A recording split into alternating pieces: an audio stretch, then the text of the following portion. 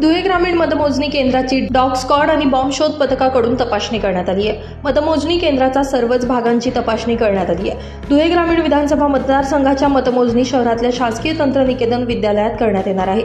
या निमित्तानं dog squad आणि बॉम्ब शोध पथकाच्या वतीनं तपासणी करण्यात आली।